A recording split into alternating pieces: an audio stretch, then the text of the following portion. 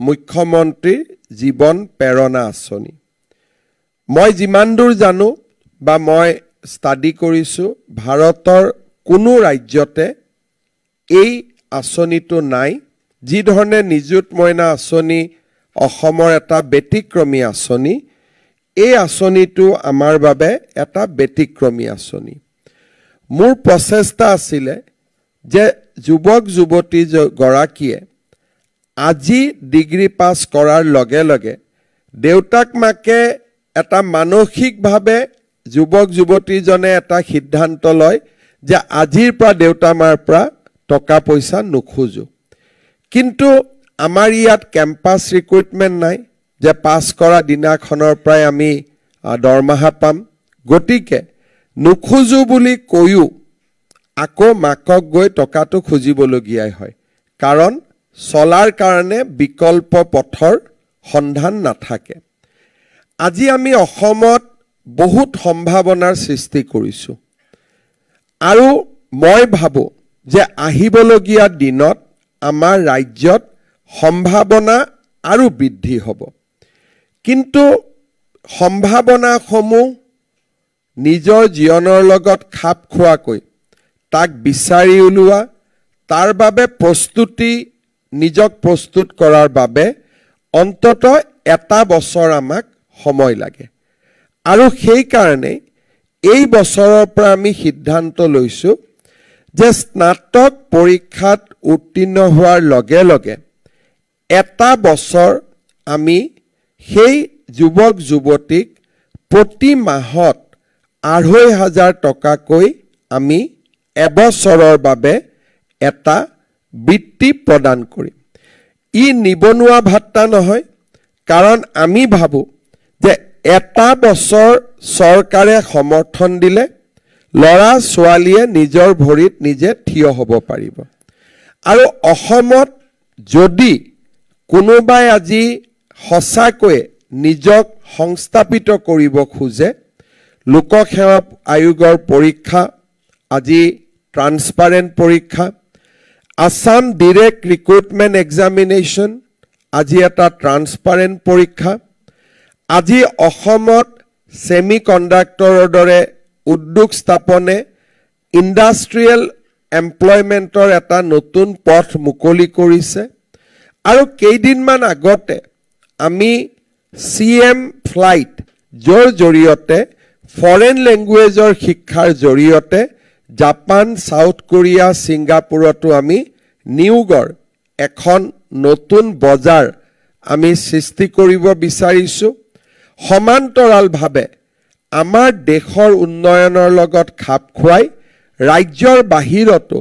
কৰ্ম সংস্থাপনৰ ব্যৱস্থা নিশ্চিতভাৱে আগতকৈ আজি বহুখিনি আগবাঢ়িছে মুখ্যমন্ত্ৰীৰ আত্মনিৰ্ভৰ আঁচনিৰ দৰে আঁচনিৰ জৰিয়তে আমি আত্মসংস্থাপনৰ সুবিধা দিওঁ প্ৰধানমন্ত্ৰীয়ে মুদ্ৰাৰ দৰে আঁচনিৰ জৰিয়তে উদ্যমিতাক হাবতি ল'ব বিচৰা লৰা ছোৱালীৰ কাৰণে উইদাউট মৰ্টগেজ বেংকত লোনৰ ব্যৱস্থা কৰিছে ৰাজ্য চৰকাৰে 2 লাখৰ পৰা 5 লাখ টকালৈকে আৰ্থিক অনুদানৰ ব্যৱস্থা আৰম্ভ কৰিছে আৰু ষ্টাৰ্টআপ ইনোভেশনতো আজি আমাৰ লৰা ছোৱালী জড়িত হৈছে মই বিশ্বাস কৰো যে এই এটা বছৰৰ আৰ্থিক সাপোৰ্টে বা অৰ্থনৈতিক সাপোৰ্টে প্ৰত্যেক গৰাকী যুৱক যুৱতীক এটা সুস্থিৰ সিদ্ধান্ত লোৱাত সহায় কৰিব নহলে আউট অফ ডেসপাৰেশন কেতিয়াবা আমি যত আমাৰ এক প্ৰকাৰ ক'ব গলে যত আমি যাব খুজো সময় লাগে সেই সময়খিনি নোপোৱাৰ কাৰণে কেতিয়াবা যত আমি যাব নিবিচাৰো বা জীৱনৰ যেটো সেকেন্ড এন্ড থাৰ্ড চইচ হয় তাক আমি খাবতি ল'ব লাগে এটা বছৰৰ সুস্থিৰতাই এটা বছৰৰ সমৰ্থনে আমাক আমাৰ ভাষাত ক'ব গলে খুব ঠাণ্ডা কৰি নিজৰ জীৱনৰ সিদ্ধান্ত লোৱাত আমাক সহায় কৰিব সেইবাবে ফেব্ৰুৱাৰী মাহৰ 1 তাৰিখৰ পৰা 2026 চনৰ ফেব্ৰুৱাৰী মাহৰ 1 তাৰিখৰ পৰা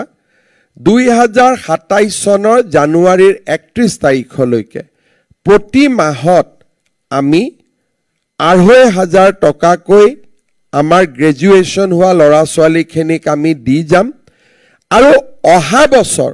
সেই ধৰণে যিটো নতুন বেটছ পাছ কৰিব 2026ত আমি তেওঁলোকক দিম তাৰ পিছৰ বছৰ যি 2027ত পাছ কৰিব তেওঁলোকক আমি দি গৈ থাকিম আঁচনিখন নতুন আমি একেলগে যদি আমি কওঁ যে নহয় সকলোবোৰ গ্ৰেজুৱেট পাছ কৰি থকা সকলক দিম তেতিয়াহ'লে আমাৰ আঁচনিৰ স্পিৰিটটো কম্প্ৰমাইজ হয় কাৰণ আমি বিচাৰো যে এবছৰতকৈ যিসকল এতিয়াও নিবনুৱা হৈ আছে তেওঁলোকক যদি আমি সমৰ্থন কৰোঁ ই এক নিবনুৱা ভাত্তালৈ ৰূপান্তৰ হ'ব ইয়াক আমি আনএমপ্লয়মেণ্ট এলাউন্স হিচাপে দিব খোজা নাই ইয়াক আমি এটা ইনচেন্টিভ টু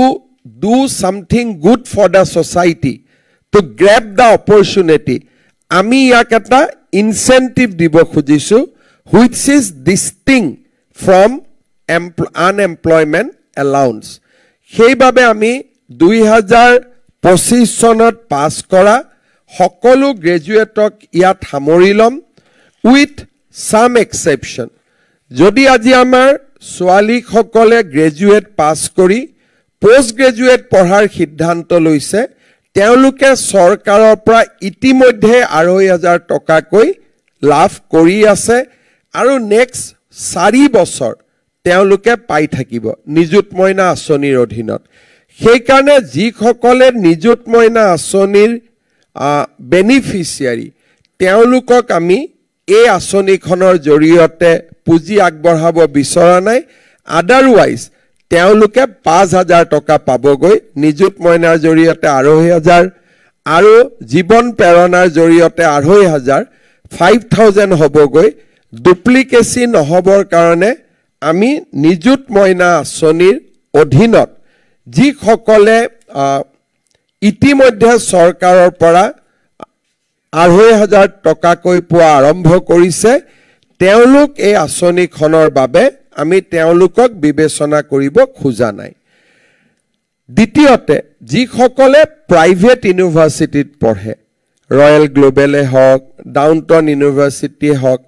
আমি বৰ্তমান ধৰি লৈছোঁ যে তেওঁলোকৰ পিতৃ মাতৃৰ এটা আৰ্থিক স্থিতি আছে ল'ৰা ছোৱালীক সহায় কৰিবৰ বাবে এই বছৰ আমি তেওঁলোকক আঁচনিত অনা নাই কিন্তু ভৱিষ্যতে প্ৰয়োজন হ'লে আমি শংকৰদেৱ ইউনিভাৰ্চিটি হওক বা প্ৰাগজ্যোতিষ ইউনিভাৰ্চিটি হওক কৃষ্ণগুৰু আধ্যাত্মিক মহাবিদ্যালয় হওক যিখিনি সামাজিক ক্ষেত্ৰৰ বিশ্ববিদ্যালয় আছে অৰ্থাৎ যিসমূহ আউনীআটী সত্ৰৰ বিশ্ববিদ্যালয় আছে যিখিনি প্ৰফিট নোহোৱা বিশ্ববিদ্যালয় আছে বা সামাজিক সংগঠনে স্পন্সৰ কৰা বিশ্ববিদ্যালয় আছে তেওঁলোকক আমি অনাগত দিনত বিবেচনা কৰাৰ কথা আমি নিশ্চয় চিন্তা কৰিম ইয়াৰ পিছত যাৰ পিতৃ মাতৃ চৰকাৰী চাকৰিয়াল তেওঁলোকক আমি এই আঁচনিত নলওঁ কিন্তু চতুৰ্থ বৰ্গৰ যদি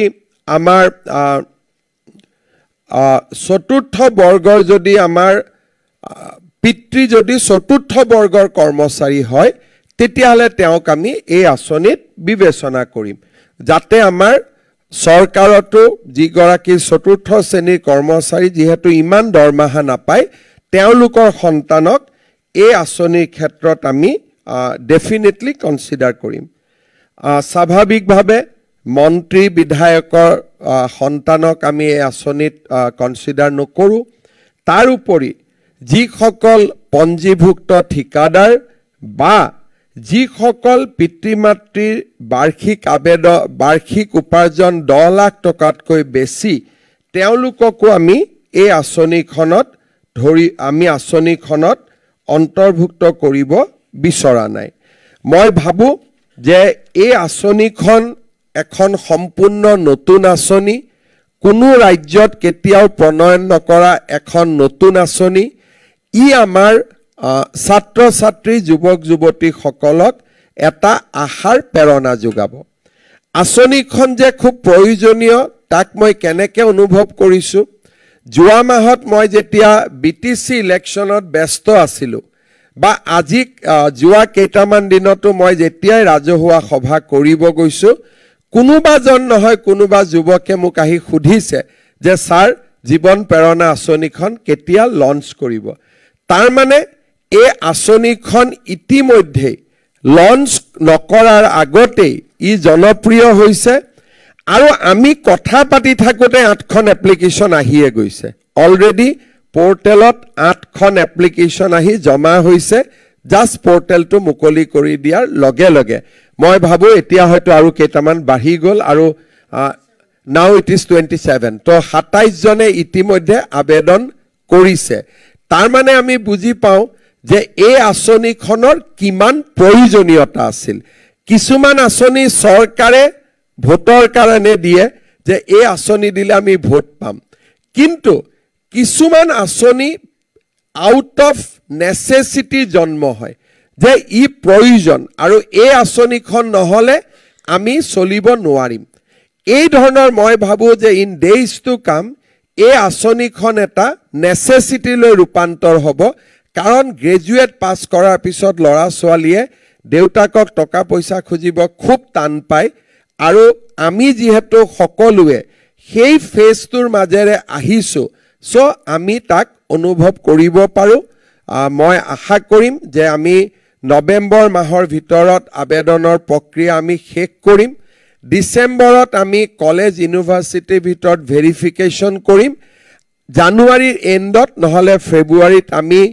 এই পুঁজি দিব আৰম্ভ কৰিম বা যেতিয়া আমি নিদিওঁ কিয় it will be for 1 year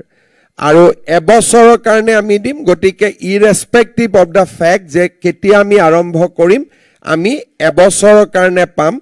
অহা বছৰক আমি ইয়াৰ ইমপ্লিমেণ্টেশ্যনৰ মাহটো আৰু অলপ আগুৱাই দিব পাৰিম যাতে পাছ কৰাৰ লগে লগে ল'ৰা ছোৱালীখিনিয়ে এই সুবিধা পাব পাৰে মই পুনৰ এবাৰ অসমৰ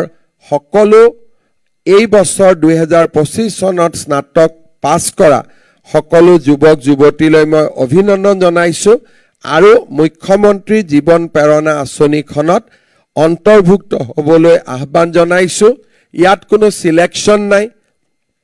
যে অমুকক দিম তমুকক দিম it is a universal scheme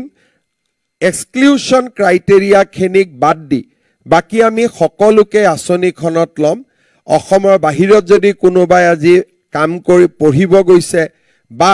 দিল্লীত থাকি IASৰ কাৰণে প্ৰিপেয়াৰ কৰিছে কৰবাত থাকি ইণ্টাৰভিউৰ কাৰণে প্ৰিপেয়াৰ কৰি আছে অসমত নাথাকিলেও অসমৰ বিশ্ববিদ্যালয়ৰ পৰা যদি তেওঁলোকে ডিগ্ৰী পাছ কৰিছে 2025ত তেওঁলোকেও ইয়াত আবেদন কৰিব পাৰিব সকলোকে আকৌ এবাৰ অভিনন্দন জনাই